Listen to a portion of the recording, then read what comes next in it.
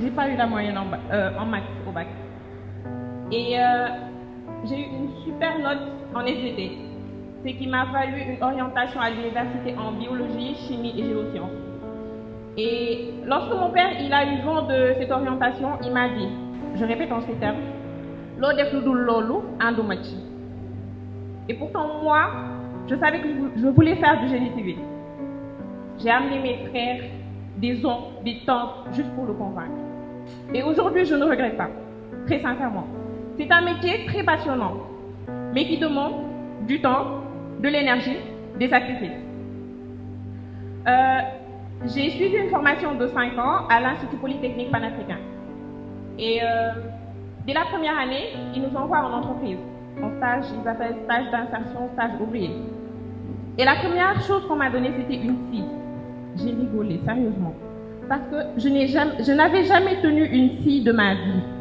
Et pendant 1 mois, j'étais ouvrière. J'ai fait décoffrage, ferraillage, soudure, c'est-à-dire que tu te réveilles le matin, tu ne peux même pas ouvrir tes yeux. J'ai fait des brouettes, j'ai posé des brouettes. J'ai fait énormément de choses.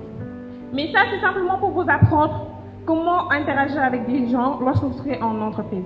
Parce que vous n'êtes pas appelé à être ingénieur pour après tyranniser vos ouvriers. Non. C'est pas comme ça que ça fonctionne.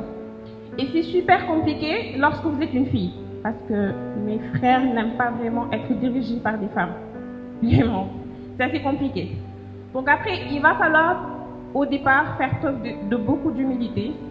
Et c'est là que vous apprenez. Parce que tout le monde peut vous donner de la connaissance. Que ce soit le maçon à qui vous allez poser des questions, que ce soit, je ne sais pas, au ferrailleur. Vous allez interagir avec énormément de personnes, beaucoup de personnes. Celle qui fait gestion de projet, c'est-à-dire c'est une débouchée du génie civil. En dehors de gestion de projet, il y a les qualités, sécurité, hygiène et environnement qu'on peut faire. Donc il y a énormément de choses. Faire du génie civil, c'est se réveiller tous les matins et relever un défi. C'est un challenge. Le domaine d'application, il est très vaste. Donc tu auras la possibilité d'interagir avec beaucoup de personnes. Ça va des travaux publics au bâtiment, comme on nous appelle le maçon.